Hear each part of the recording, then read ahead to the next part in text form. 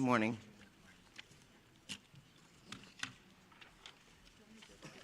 All right, thank you very much. Perfect.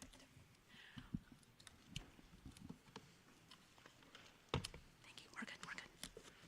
All right, thank you and good morning. Welcome to today's One Voice press conference for the wildfires and the windstorms that are impacting LA County. We welcome you. Run of show for today. We have speakers. There's a speakers list. Please help yourselves to one of those. After that, we will segue to question and answer with members of the press. Allow me to introduce to you our first speaker, Los Angeles County Chair of the Board of Supervisors, Catherine Barger. Thank you, Helen. Thank you for joining us here today. Earlier this week, the Los Angeles County Board of Supervisors declared today, January 9th, a day of mourning in solidarity with the federal government's in honor of the passing of former President James Earl Carter. Ironically, today is turned into a day of mourning for more reasons than the one as we mourn the loss of lives and property across our county. While we are still facing significant threats, I am hopeful that the tide is turning. Thank you, Chief Maroney. Thank you, Chief Crowley. Yesterday afternoon, as the winds died down, we saw the return of aerial drops and aerial firefighting, a truly, truly welcome sight. First and foremost, I want to assure our residents in Los Angeles County that the City of LA and the county are working hard and working hand in hand to bring every resource available to the table. Last night, the county opened the Pomona Fairplex as an additional shelter for those evacuating and those who have suffered losses. The Fairplex will also continue to take in large animals that are in need of a home. The county is working to harness and utilize the incredible outpouring of generosity from individuals, nonprofits, and companies that want to help.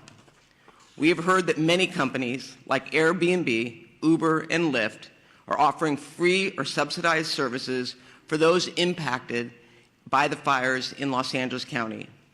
The county will be sharing all of these resources through our recovery.lacounty.gov website.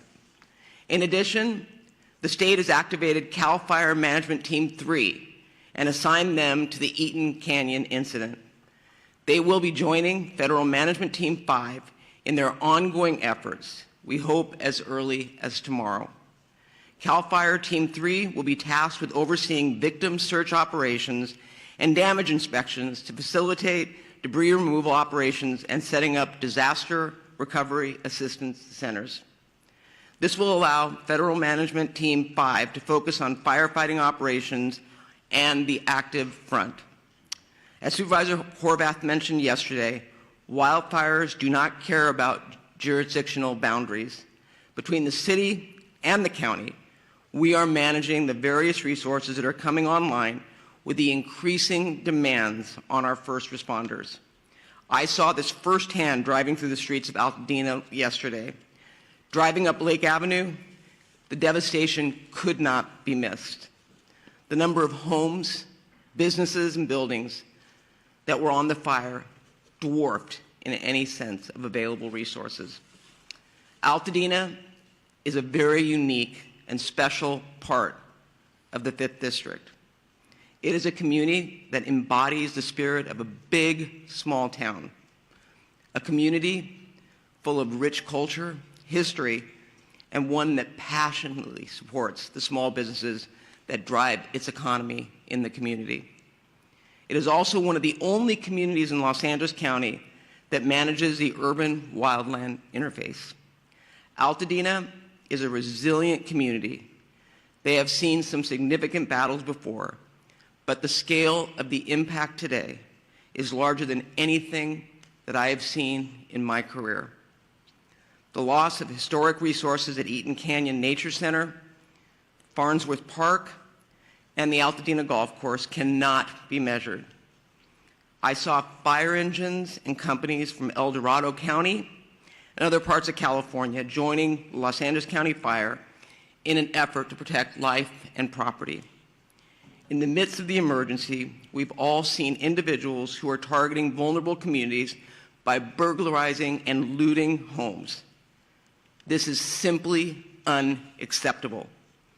You will be hearing from our DA, Hockman, shortly regarding his efforts to hold these individuals accountable, and I promise you, you will be held accountable. Shame on those who are preying on our residents during this time of crisis. The emergency order will be strictly enforced by the Sheriff's Department, who are proactively patrolling to protect these communities from looting and any criminal activity. They have made 20 arrests of individuals who will be held accountable for the actions that they've taken. I want to thank President Joe Biden and Governor Gavin Newsom for pledging to bring federal and state resources to help Los Angeles County in our moment of need. President Biden's disaster declaration includes the promise of public assistance and individual assistance. We will begin the process of rebuilding. We will have critical resources available to ensure the residents of our communities are not fighting these battles alone. I intend to bring in a motion with Supervisor Horvath as my co-chair or co-author to ratify the county's emergency proclamation at the next Board of Supervisors meeting. Make no mistake, this board and this county will continue to do everything in our power to ensure the safety of our residents as we look forward to the path of recovery. With that, I would like to introduce Supervisor Lindsay Horvath. The mayor. That's announced the elected officials. Okay, so who are we going to? Mayor Bass. I'd like to introduce LA City Mayor Bass. Thank you, Supervisor. One voice, that is the way we speak, and that is the way we stand here united. Los Angeles will stand united and stand strong. So first of all, my thoughts are with the thousands of Angelenos who are impacted by this emergency, as more Angelenos were forced to make the terrifying decision to evacuate. Our priorities, of course, are to keep Angelenos safe and to protect homes. The winds continue to be of a historic nature and a key factor of this firestorm. For much of Tuesday, the unprecedented winds prevented air operations to continue. However, as of yesterday, the winds have allowed for air operations, and that has enabled significant progress against the fires in Hollywood and Studio City last night. And as of 7:30 this morning, evacuation orders in Hollywood have been lifted. Angelenos cooperated. The community stood together. They evacuated, and Angelenos should continue to proceed with caution. Air operations are continuing rapidly in the Palisades, in Sylmar, and across our region. We continue to see our heroes, from our LA firefighters and from personnel, families, neighbors from across the county and the state. We thank you. However, we continue to confront a big one-level firestorm. Historic winds and extensive drought have created a perfect storm that has driven people from their homes and have taken people's homes, and that has taken people's lives. I've been in the fire zones, and you can see how fast and devastating these wind-driven fires are. I know people from all over the nation are asking how they can help. So here are two essential ways. First of all, support the California Community Foundation Wildlife Recovery Fund at calfund.org, and support the Los Angeles Fire Department Foundation at supportlafd.org. And in addition to shelters, Airbnb is offering free temporary housing. Go to 211LA.org for more information. This, as we know, is a regional crisis. So working together is the only way we will get through this.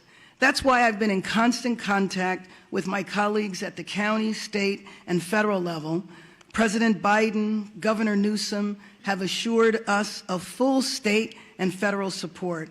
And of course, County Chair Barger and I are fully coordinated, as I am with all of the local elected officials. And our fire departments, police departments, utilities, and other critical agencies are coordinated as well. We have pre-deployed, we are executing a strategy, and we are adapting to conditions on the ground in real time. This is absolutely an unprecedented historic firestorm, but we are all hands on deck. We need to continue to cooperate. We need to evacuate when asked to do so. We need to help others, help our neighbors. And first and foremost, we need to stay united. We need to stay strong. A united LA is the way we will recover, is the way we rebuild our communities. And with that, I believe I am introducing Supervisor Lindsay Horvath.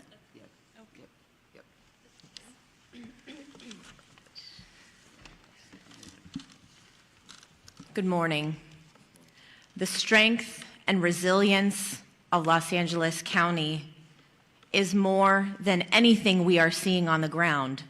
I know this because of the relentless fight that our first responders, our firefighters, our law enforcement officials are putting forward, giving it everything they've got to take on each of these fires throughout the region. That being said, this is testing even the strongest among us.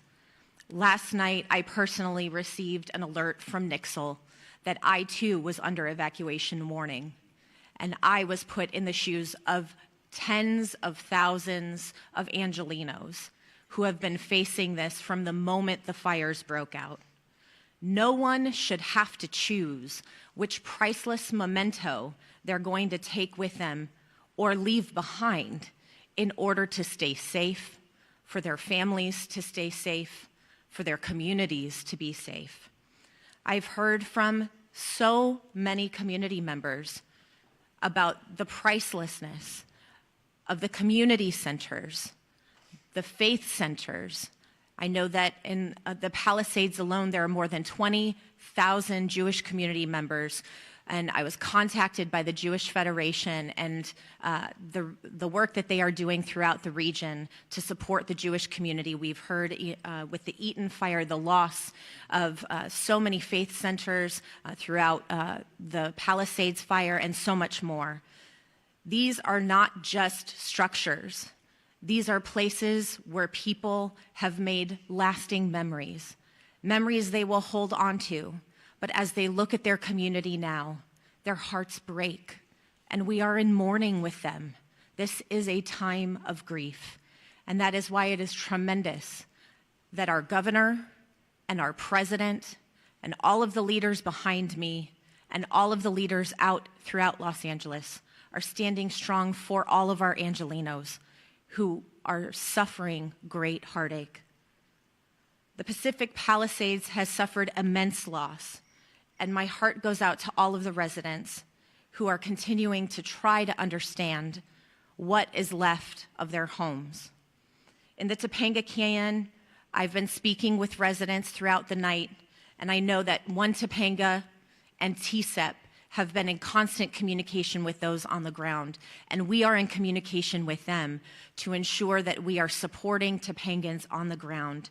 I know there's this morning a fire active behind the lumber yard, and the chief has personally deployed resources to ensure that we are actively fighting the fires in Topanga. Topanga Canyon is a treasure, and we are fighting to protect it. Sunset Mesa, when you look at what is left, is heartbreaking. The community members of Malibu and Santa Monica, which last night declared a curfew because of the tragedy that they're experiencing on top of the fire, people trying to take advantage of this crisis. It's absolutely unacceptable, and we will all stand together to keep each and every neighborhood safe. The Hollywood Hills, my heart broke with you last night. I am grateful for the swift work and the aerial assault that took place in order to protect our Hollywood Hills quickly.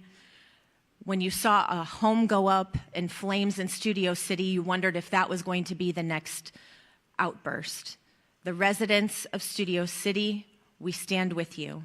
And in Sylmar, we have at least achieved some containment of the Hearst fire, but we have a long way to go, and we are watching and standing with you. This is a moment where we will share detailed updates, but we will not forget that behind each of these updates is a person who deserves our support. With that, gas shutoffs continue to affect more than 15,000 people in Malibu from Brentwood Country Club to Pepperdine. A boil water advisory remains in effect for the Sunset Mesa community from Topanga Beach and Coastline Drive to the south on Shore Heights Drive on the north, and Topanga Canyon to Carbon Canyon Road in Malibu, including communities of Big Rock and Carbon Mesa. Metro fares remain suspended today thanks to the leadership of Metro Board Chair Hahn and our CEO Stephanie Wiggins. If you have essential travel today, please do so safely away from the areas of the evacuation orders. If you do not have essential travel, please remain indoors. For the latest updates and service impacts, you can go to alerts.metro.net. LA County Assessor Jeffrey Prang has shared property tax installment deferral applications, misfortune, calamity, damage reassessment applications, and disaster relief FAQ for property owners affected by the fires at assessor.lacounty.gov. All LAUSD schools and Santa Monica Malibu Unified School District schools in the 3rd District are closed. With that, mental health supports are available through the county's Department of Mental Health. You can call 800-854-7771. Please use this resource. We know you are experiencing traumatic pain, and we want to do our best to help start healing. Thank you for the outpouring of support from across the county and across the country. Emergency Network LA is coordinating volunteers and support through enla.org. Our county is doing everything possible to respond to these fires until they are contained. And as Chair Barger referenced, today is a day of mourning. And in the words of former President Carter, our faith calls us to do all that we can, wherever we can, with all we can. And in this spirit, indeed in this moment calls us to do the same. Thank you. Next, I'd like to welcome LA County Fire Chief Anthony Maroney. So good morning. Thank you, Supervisor Horvath. I will be providing an Eaton Fire update in addition to a Region 1 update. The Eaton Fire remains estimated to be 10,600 acres, and growth has been significantly stopped. And we have 0% containment. We have over 879 firefighting personnel assigned, and mutual aid resources continue to arrive to assist with this firefight. From this point forward, incident fatality information and reporting will be the responsibility of the Los Angeles County Sheriff's Department. We have several reported injuries and over 1,000 structures damaged and destroyed.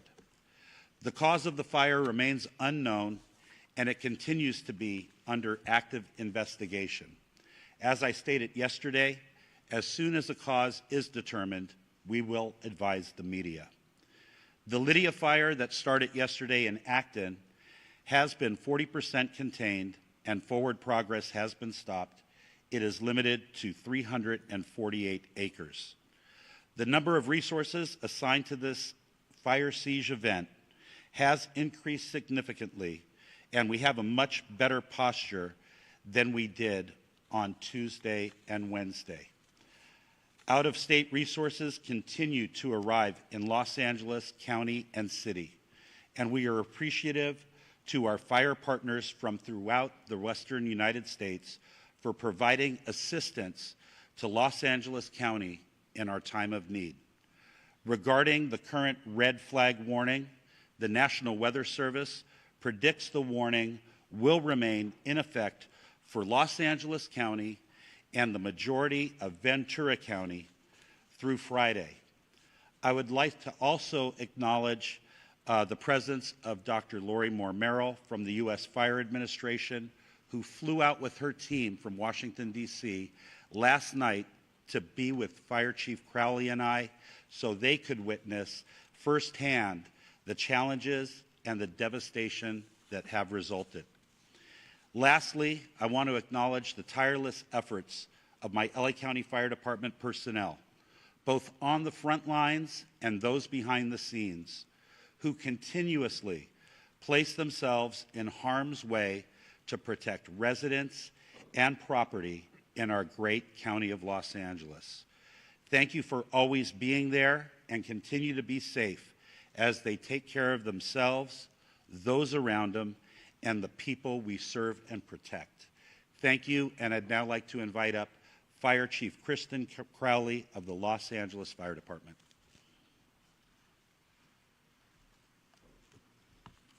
Thank you, Chief Maroney. So good morning. We continue to battle multiple major brush fires in the city of Los Angeles and across the Los Angeles region. Today, we expect winds to subside somewhat, which will allow fire crews to increase containment lines. However, and I want to be very clear here as well, we are still under red flag warning with extreme fire behavior possibilities. Before I give you an update on several fires in the city of Los Angeles, I have to take a moment, for all the right reasons, to thank the residents of Los Angeles and our surrounding areas for heeding our instructions. Today, it is absolutely imperative that as we move into day 3 of this firestorm, all members of our Los Angeles community maintain vigilance. I will now give you an update of our activities that occurred overnight. Palisades Fire, as we know, started January 7th at 10:30 hours in the morning. Size at this point is 17,234 acres. We are in unified command, LAFD, CAL FIRE, LA County Fire, LAPD, and LA Sheriffs. 0% containment. Extreme fire behavior continues to challenge firefighting efforts for the Palisades area. Wind gusts are up to 60 miles per hour and are expected to resume throughout the entire day. Firefighters and air resources will continue to work to protect the community and infrastructures and gain control so that we can contain this fire. Damage assessments are ongoing at the Palisades Fire. However, preliminary reports estimate the damage or destroyed structures to be in the thousands. It is safe to say that the Palisades Fire is one of the most destructive natural disasters in the history of Los Angeles. We will continue to provide additional information as it becomes available. I'll move on to the Hearst Fire. January 7th start. The size, 855 acres. We're unified in command, LAFD, United States Fire Service, Angeles National Forest, and LAPD. 0% containment. Firefighters held the fire within a planned containment area and are successful, and we have established a perimeter.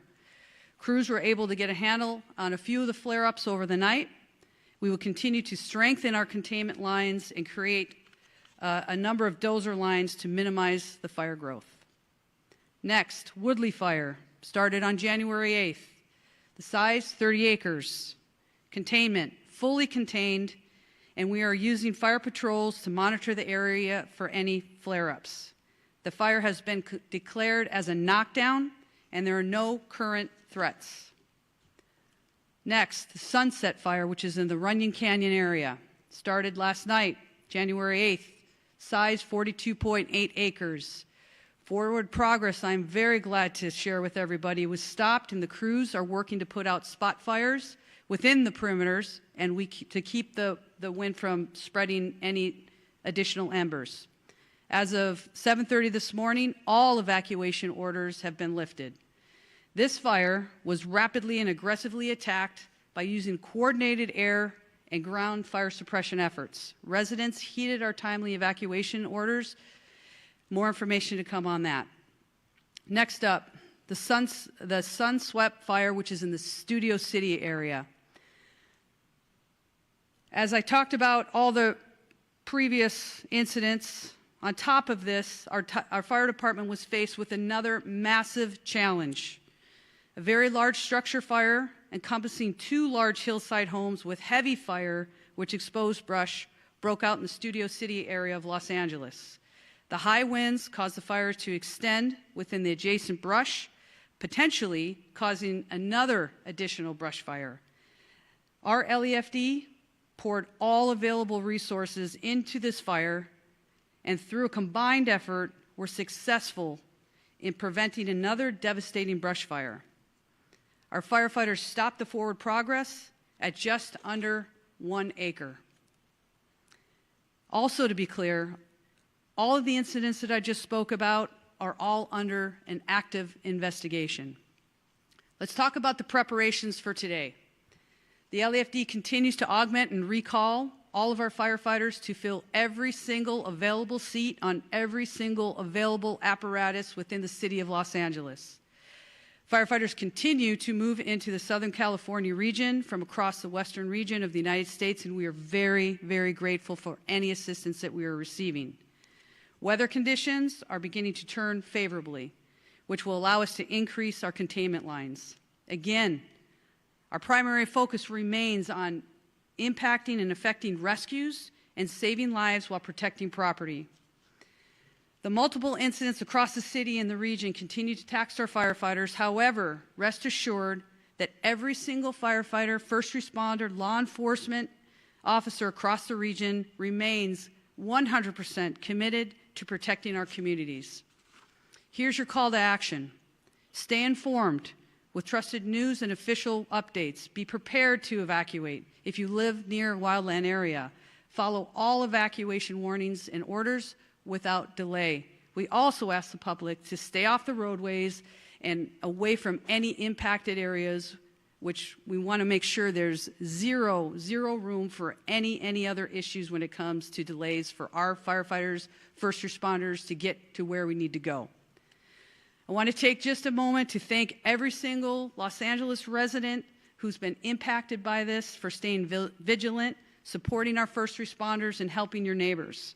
Thank you to Mayor Bass, our city leadership, everybody that is here. As you can see, we stand with every single community member, business, anybody that's been negatively impacted by all of these incidents. We stand with you. We're going to remain strong with you as well. And I tell you, we're throwing everything at this that we possibly can, and we're going to move through this and continue to support one another. With that, I will go ahead and introduce our next speaker, which is Sheriff Luna. Sir? Good morning, Robert Luna, the Sheriff of Los Angeles County. Currently, we have well over 400 sheriff's personnel that are still actively deployed to the fires, in addition to our normal staffing for patrol-related functions throughout the County of Los Angeles. Deputies continue to assist our residents with evacuations. They are performing a lot of humanitarian missions. So many stories to share, don't have time right now. Providing food and blankets to people, rescuing people who, unfortunately, did not evacuate when they were asked to. So you've heard it over and over up here. A lot of the stories of heroic actions by our deputy sheriffs, police officers, or firefighters, a lot of them are taking place from people who did not choose to evacuate, putting their own lives at risk. So please, if you're asked to evacuate, because it's not only your life you're putting in danger. We continue to conduct roving patrols, manning hard road closures, providing security in evacuation areas to prevent anyone who may be tempted to engage in criminal behavior like looting. It was mentioned earlier before by the supervisor, and I'm going to make this crystal clear to everybody out there. Over last night and this morning, we are up to 20 individuals who chose to go into our areas and deprive of their property. Absolutely unacceptable. And I'm going to give direction to our department members. As you know, when we have an evacuation order by law, if you remain in that area, you are guilty of a misdemeanor. If you commit certain crimes, it could jump up to a felony. I'm going to be asking our employees to start enforcing that. That is very different than a curfew. Why? Because it's 24/7. I don't have to wait for the sun to go down or the sun to come up. If you are in one of these areas and you do not belong there, you are going to be subject to arrest. I hope that is as clear as I can make it, because our first choice isn't to do enforcement. It's not to make arrests. It's to help people. But if people choose to commit crimes, they're going to be held accountable. And the DA, who is standing next to me, will clarify even that a little bit further. This continues to be a fluid and evolving crisis, and the numbers that we release throughout this incident are going to fluctuate. So anything we say is subject to change. We're getting information from our boots on the ground. It's very chaotic out there because it's still so fluid. So forgive us if we give a number and then we have to modify those numbers. I talked about the 20 arrests that have been made so far. Unfortunately, I do expect that to go up. We're not going to tolerate that kind of activity. We have substantially increased our deployment of deputies at the fixed traffic post and are trying to limit and clear out any unauthorized vehicles or people in these areas. I do want to talk as we are summoning more resources. I have been in contact with the chief of the Office of Emergency Services for the state of California. Obviously, that's done at the direction of Governor Newsom. From the get-go of this, he has offered any and all resources to us in law enforcement, and they're doing the same for fire, but I'll specifically talk about policing. The California National Guard is on standby at our direction, specifically my direction, and we, along with my partner Jim McDonnell at the LAPD, are currently in discussions if we are going to need them or how we would deploy them as the hours go on. So stand by for that information as the hours tick on. Chief Maroney mentioned this regarding any death toll information. Yes, we had preliminary numbers yesterday. I got to be honest with you, as I reviewed some of those last night and this morning, I was not satisfied with some of the information that we're getting. And it's not the fault of our people. The people that are working under very difficult conditions are doing their best to do what they need to do. At one point, we'll be able to do a more thorough search of these impacted areas. Some of them look like a bomb was dropped in them, where we will be able to bring in canines and other things to help us hopefully not discover too many fatalities. That's our prayer. But this is a crisis, and we don't know what to expect, but we're ready for everything. So all information, at least on the county side of this equation, we're working with our coroner's office. We'll figure out those numbers. So be patient with us when you ask us about death toll numbers. Right now, frankly, we don't know yet. We eventually will. Evacuations overall for Palisades, Eaton, Hearst, and Lydia fires, the number in both county and city areas, evacuation orders are impacting 179,783 residents. That's nearly 180,000 people in Los Angeles County that are currently under evacuation orders, with another close to 200,000 residents that are under evacuation warnings. I cannot emphasize enough that I urge residents that are asked to evacuate to follow our warnings. I gave some examples earlier. I'm going out through my staff, hey, give me some stories where our deputies are just constantly putting their life on the line, and in every example I'm given is as a result of somebody who chose not to evacuate. I don't want to tell those stories anymore. I don't want to give stories of our first responders being injured, specifically our communities being injured. Please, if you're told to evacuate, evacuate. Two of our sheriff substations are out of power, running on generators. That's both our Altadena and Crescentia Valley stations. They're right in the thick of things. They're engaged in all of the work that I've described. The issues of mutual aid. Will consistently evaluate and reevaluate the needs for more law enforcement personnel. But I can tell you, I'm getting calls from all over this region, from other sheriffs and police chiefs. Everybody wants to help. and that's awesome. That's part of our profession. Very proud to be part of it. The last thing I'll say is, for any specific information regarding evacuation orders or warnings or any road closures, and there's a lot of them, please go to lacounty.gov/emergency. Thank you very much. And with that, I am going to introduce the Chief of the Los Angeles Police Department, Jim McDonough.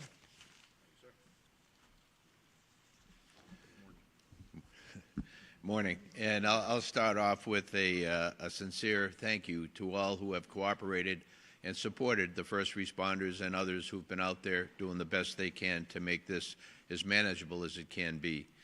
We're still on full tactical alert at the LAPD in support of our fire partners to be able to accomplish their mission. We're assisting with safety as well as the evacuation sites. You heard the sheriff quote the numbers of people who are out there using those. And again, we want to provide every level of safety we can for those involved in that effort. We've been joined by our Port Police and Los Angeles World Airport Police partners as part of the city family in doing the jobs that we're doing as we move forward today. But I want to thank our team. Many of our team and many of the people who are here behind me have left their families in fire areas to come to work to be able to help others. We've had a large number of people who have been evacuated, a large number of people in this group here who either family or friends have lost their own homes and lost everything they own and are dealing with taking care of young families at the same time while they're trying to balance the needs of work with the needs and responsibilities of family. We truly are all in this together, and we have to look at it that way as we move forward. The advice I would give is consistent with what you've heard. The air is not healthy for people who are challenged from a respiratory standpoint. So if you don't have to come into an area that's so impacted, please don't. Traffic, we're trying to maintain ingress and egress to our emergency areas for first responders in particular. We had, as you heard, people coming in still from other states to be able to help in the fire suppression effort, and we need them to be able to get in and be able to do what they need to do as easily as possible. The evacuations, they will probably still continue as the winds pick up. So we want to be able to do that as effectively as we can. Again, I said thank you for the cooperation, but I ask for additional cooperation should the need arise as we move forward. This is anything but predictable. We're thankful for the wind conditions we have now and the ability for our fire partners to try and make up for lost time, to be able to put containment around several of our burn areas and to be able to move forward on that. But again, I just want to say that you've heard from, and you'll hear in a minute from the DA, but from the sheriff about our crime suppression efforts. For those who want to take advantage of others, we're there. We're going to be there, and we're going to be working to hold you accountable for what you're doing in that regard. But as this runs its course, fatigue will certainly become a significant factor for those who are both directly involved in the operation as well as members of our community. So again, we are very thankful for the people who are doing this on all of our behalf, but we need to stick together. We need to support each other, and this is a thing where morale is a big deal for both the community and all of our folks. So take care of each other out there, and let's do the best we can. Thank you. Now, I mentioned our DA Hochman. It's now my pleasure to introduce the newly elected District Attorney of Los Angeles County, Nathan Hochman.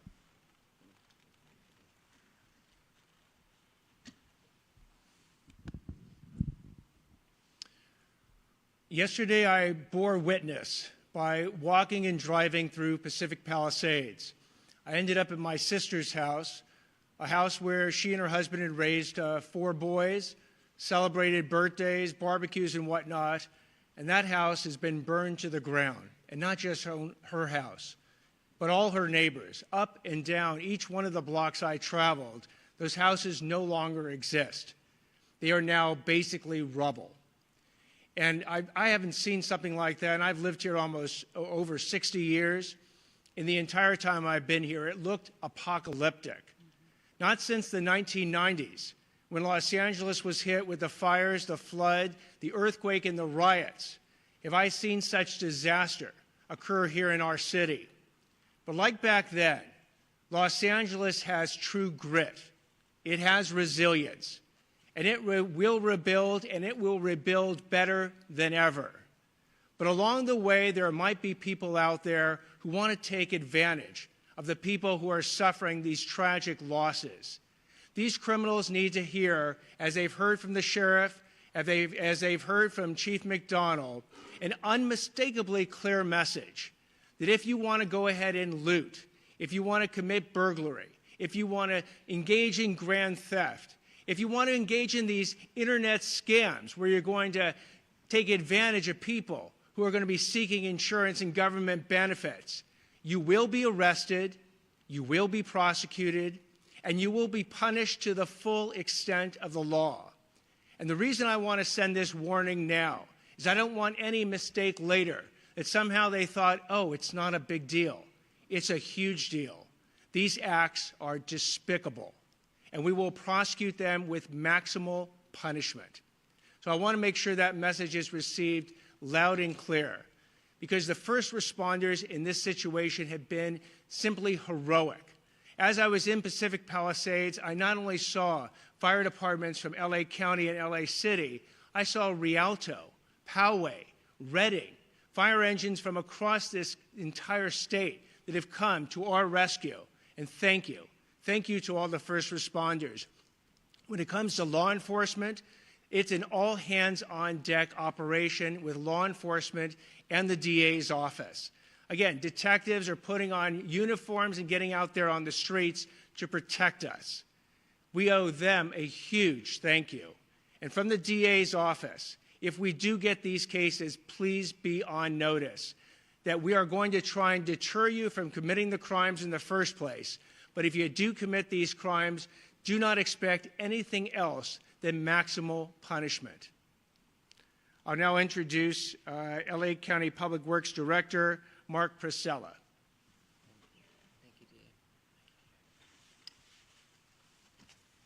Good morning. As was stated, my name is Mark Pastrella. I'm the Director of the Los Angeles County Public Works Agency.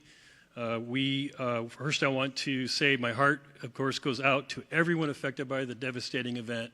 I personally toured many of the areas yesterday and met with residents, and as everyone here has described, it's an absolute tragedy, including the life safety support system, our infrastructure that has been destroyed that supports life in these communities.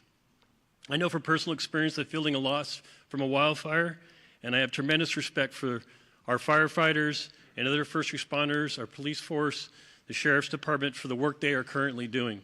In fact, our current mission, which has been going 24/7 for 3 days now, is to support our fire department and our Sheriff's Department and the local PDs in their efforts to save lives. That is our number one mission right now and what we are currently continuing to do, unfortunately, as this event is still active. We are also focusing on the inevitable recovery and repopulation of the areas that we will build back and build back strong. The current focus is on utility restoration, and I know many people are already asking about that. Your sewer, water, your power system, and the transportation system have all been significantly damaged. The heat of this system, the wind that blew also knocked down thousands of trees into the roadway. So what we have is a tremendous amount of debris throughout the communities that have had experienced this fire. This debris has been moved enough to let our firefighters and our sheriff and PD into the area to do their work, but it's going to need to be processed and moved safely out of the area, and we are working on a coordinated effort across LA County to do debris removal, the debris removal that it will be necessary to restore the community back to its former way of life. The debris can be hazardous. The debris that is on the private property is considered hazardous and may be toxic. And so I want to warn everybody now that is either there who's remained behind or who is visiting the areas. As was mentioned earlier, it is not safe. It is not safe to touch the debris. It is not safe to remove the debris yourselves. There is a process for that, and we will be mobilizing with the City of Los Angeles to provide a health review of every property and make sure that when we move that debris, that it's done in a way that's safe and safe for you and for the other residents who remain behind in the area. We are also working on water supply system. The water supply system currently is still supplying fire suppression. Last night we got to see the wonderful use of our reservoirs, the city's reservoirs and our reservoirs, to take water from the reservoirs and actually use firefighting event aerial attacks to the system. You saw what a difference that made in the firefight last night, and those reservoirs are full and continue to be ready and at the disposal of our firefighting friends. The municipal water system continues to suffer poor water quality due to the introduction of ash and debris into our reservoirs and into our filtration systems. So there are specific areas that we are asking for water to be boiled. I would just say with all caution, anyone who's remained behind, if there is any residence in your area that is burned to the ground and you are still there, you should just go ahead and boil water. We will be actively coming to communities in the next day, within this day or next day, delivering water, delivering domestic water to people who remain in the fire zone area. LA County will be coordinating that effort, not only for the District 29, but also we'll be working with the City of LA to deliver water to residents who've remained behind or who again have partial damage and are maybe staying in their homes. I want to again just mention that a firefight with multiple fire hydrants drawing water from municipal water systems for several hours is just not sustainable. That's why the air support is so important. Our residents in the Sunset Mesa, Topanga Beach area, Coastline Drive on the south to Shore Heights Drive on the north are up in the area. This is a partial damaged area or a threatened area. The Topanga Canyon Road to Carbon Canyon Road Mesa as well is another area that's threatened. So all of what I just talked about applies to you residents who are there. Now what can we do? What can the public do? What you should be doing as we sort of still active fire. I will reiterate that it's extremely important to listen to the sheriff and to PD when you are asked to evacuate immediately. Do not hesitate. Do not wait. Your life is not worth it. The systems that you're leaving behind, they are going to be impacted and they cannot be restarted easily. So I know a lot of people are talking about, starting up. If you're thinking about creating your own water and sewer and power system at your home, I want you to be very careful about that. That is not something that a licensed contractor should be doing or our utility folks. Please don't do that. As I said yesterday, if you're leaving your home, I want to make sure that you lock that home, that you close that home up tight, and that you leave access for firefighters by not closing gates or creating a situation where they can't get to your home to fight off fire.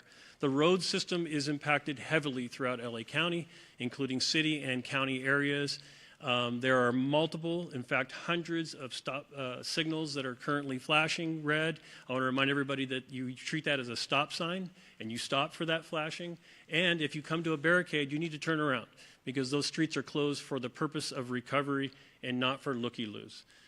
Please do not argue with the sheriffs that are there or the PD. If the road is closed, there's a good reason for it. It's because it's not safe for you to be in that area.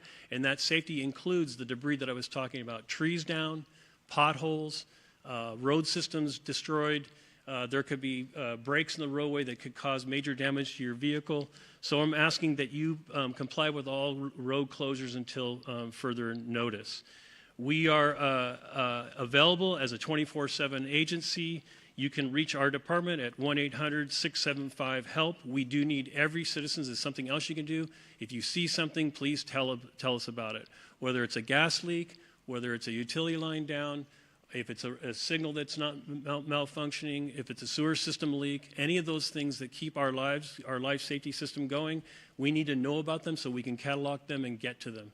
Please know, and I do need to mention, that all of the utility workers, not just my folks at LA County Public Works, but the folks at the City of Los Angeles, the folks at the Southern California Edison, the gas company, we are all coordinating with each other to restore your systems. And our folks are all working 24/7. There are many heroic stories, like the sheriff and fire have, of our utility folks out in the middle of the night, 24/7, getting those systems back up into place. And I want to thank all of the utility workers who are out there doing their job, who are not going home to family at night. They are actually working 24/7 as well. With that, I want to introduce the CEO and Chief Engineer of the Department of Water Power, Janice Quinones.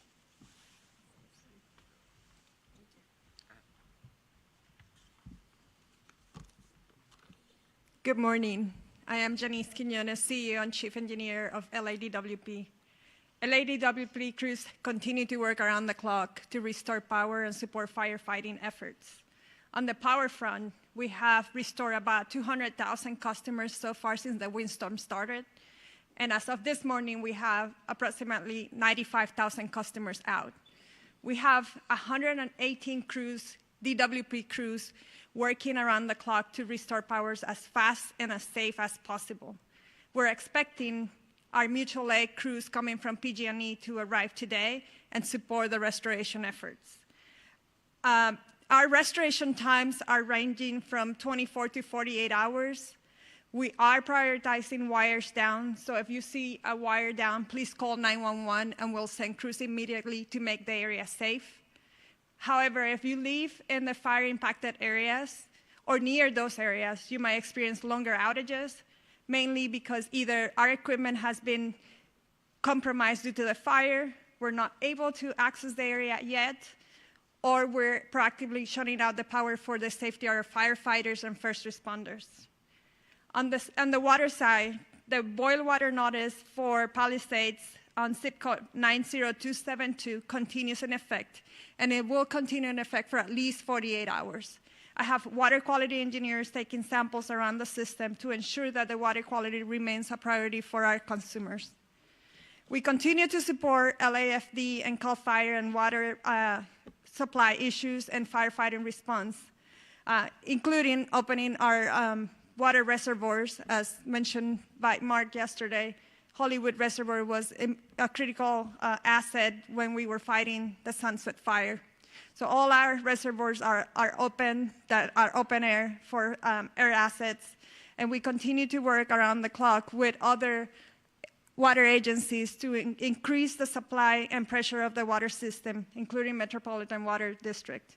I want to end this by thanking DWP crews and personnel for their commitment and efforts to support the restoration of LA. Thank you. Thank you very much for that. And now, Chair Parker. I also want to, we recognized President Biden and Governor Newsom, but we also have here with us today Congressmember George Whitesides, Congressmember Laura Friedman, Senator Sasha Renee Perez, Assemblymember Celeste Rodriguez, and Malibu Mayor Doug Stewart. Make no mistake, we are all working together, and I want to thank you all for being here. I know our Congress representatives flew in, and we appreciate it, and we are all in this together. With that, we'll take some questions. Thank you, Chair Barger. So just a couple rules of the road. So I'll call on you. When you get called upon, please announce your name and which media outlet you are with, and we'll start right here in the middle. Jonathan Bigliotti with CBS News. For Mayor Bass, please. Mayor, LA County is in a panic state. It began 2 days ago with the Palisades fire. My crew and I arrived shortly after it started, and for several hours we watched as hundreds of homes in a neighborhood burned to the ground. We did not see a single fire engine. We watched as Good Samaritans guided traffic. There was fear and there was a lot of confusion. You were out of the country at the time. Shortly after the fire started, a press release was put out warning of this fire behavior. My question to you is, what explains this lack of preparation and rapid response? Let me just say, first and foremost, my number one focus, and I think the focus of all of us here with one voice, is that we have to protect lives, we have to save lives, and we have to save homes. Rest assured that when did not rest happen. assured, let me finish. Rest assured, when that is done, when we are safe, when lives have been saved and homes have been saved, we will absolutely do an evaluation to look at what worked, what didn't work, and to correct or to hold accountable any body, department, individual, etc. But my focus right now is on the lives and on the homes. Do you think your leadership was effective while responding to this disaster? I just said what I believe is the most important thing for us to do right now, and that is going to continue to be my focus. Thank you. Thank you. Thank you. Let's go to the middle with the laptop. Before we go on, I want to introduce, because this is an important announcement we made, the U.S. Forest Service Fire Chief Robert Garcia has an announcement regarding a decision being made on the National Forest. Thank you, Supervisor, and I'll be brief. I just wanted to share that in the overnight hours last night, the U.S. Forest Service, in an effort to reduce calls for service and reduce potential risk for wildfire, we've made a decision until further notice that the Angeles National Forest is closed. And so we'll get some additional information out, press release, that kind of information on the details of that closure, but it's similar to the types of orders that the county and the city have instituted regarding curfews and access and that type of thing. So the Angeles National Forest will be closed till further notice, likely till we get through this current fire weather event. Thank you for that. We'll go in the middle. Name and media outlet, please. Hi, Thomas Fuller from the New York Times. For Chief Luna, I just wanted to follow up on what you said about you weren't satisfied with the information that you were getting on fatalities. It's been widely reported that there were 5 deaths, at least 5 deaths. Do you believe that death toll is not accurate, and do you think it's less than that? Based on all the information that I've received in the last probably 8 hours, I want to be more confident in the specific information that I'm getting. So what we're doing now is going back through everything because you got to understand the urgency, the chaotic nature of what we're dealing with, and we're still in the middle of that. So I want to make sure that as we go forward, at least for the Sheriff's Department, we're actually having our homicide unit involved because they don't only do murder investigations, they do death investigations, that I'm going to change the system and verify each number. Because I don't care if it's just one, that's somebody's family. That's somebody we love and care for. So I want to make sure that's solid before we start presenting that information. Unfortunately, based on the preliminary information I've seen, at least in the two large fires that we're dealing with on each side of the county, unfortunately, I think the death toll will rise. I hope I'm wrong, but I think it's going to rise. Thank you for that. Let's go right over here in the front. Yeah, Josh Haskell, ABC 7 Eyewitness News. Mayor Bass, I've been on the fire lines the last 2 days. I've never seen firefighters this desperate. At fire hydrants, water not coming out, the pressure so low, the #1 tool that they use to fight these fires, not there. How frustrated are you about that? And also, I'm getting texts right now from the Palisades Highlands community. We're almost 48 hours after this fire started. There's not resources up there. The hydrants aren't working. Where's the National Guard? Where are miles and miles of water tenders? How are we addressing this? Your Well, reaction. first of all, you asked me, was I frustrated by this? Of course, because we all know that this has been an unprecedented event. We also know that fire hydrants are not constructed to deal with this type of massive devastation, and that the #1 problem, especially on Wednesday, was the fact that we weren't able to do the air support because of the winds. And so, of course, I am absolutely frustrated by that. I am not sure that is correct, that there are no resources up there, but rest assured, as soon as we are done here, I will follow up on that. But those homes, the first day and a half, there were homes up there that had been protected by the fire. And then I went up there yesterday and there were That had lots been of protected? that it basically had been saved. Obviously, the fire's moving different directions, but when I went up there yesterday, there were not a lot of resources. We drove around, and then I know that things got worse up there. I'm just wondering, now that we move 48 hours past, how are we addressing these water problems that are continuing, and is it acceptable that they continue? Well, let me just say that the water problems are a little better now because the winds are such that we can go up and have the air support.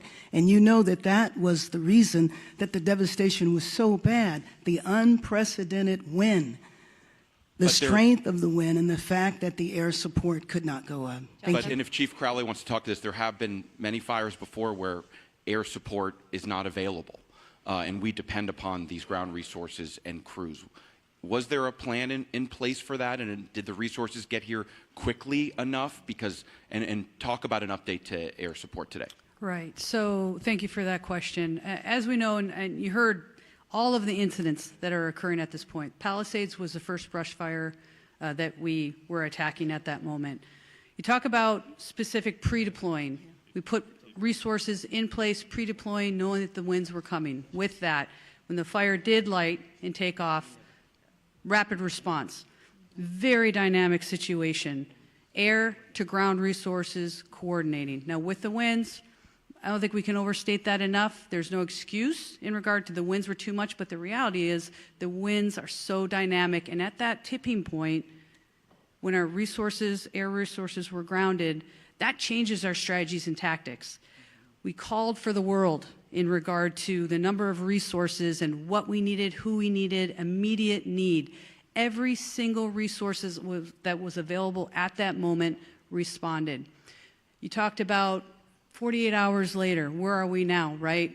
Again, I already spoke on if we don't have water, we find water, we use water tenders, we draft water. The fire department, first responders, we're going to do everything in our absolute effort to do what we can do with what we've got.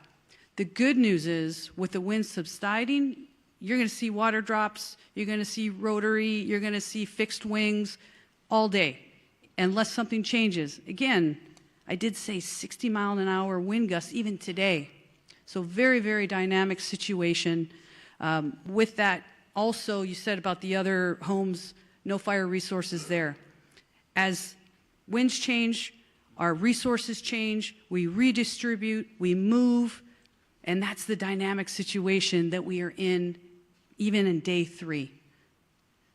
That's what I wanted to say about that. We'll Thank go you. right behind. Go ahead. Thank you very much. Madam Mayor, I have another question for you. Bob DeCastro over here from Good Day LA, Fox 11. Another issue, another concern about resources and in particular staffing as well.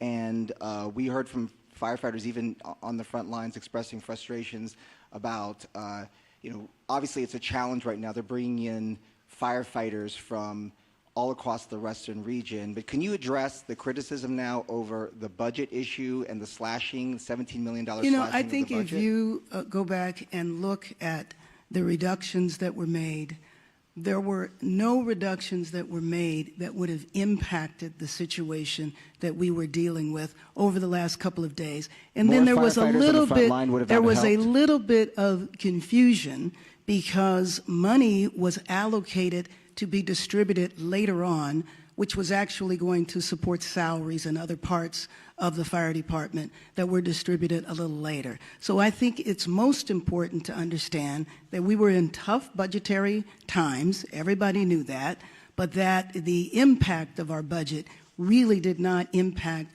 what we've been going through over the last few days. Again, back to the unprecedented windstorm, wind at such ferocity that we haven't seen in years is the context in which we were dealing with it. Thank you. Thank you. Let's go over here on this side. Did you have your hand up with the blue? Name and media outlet, please.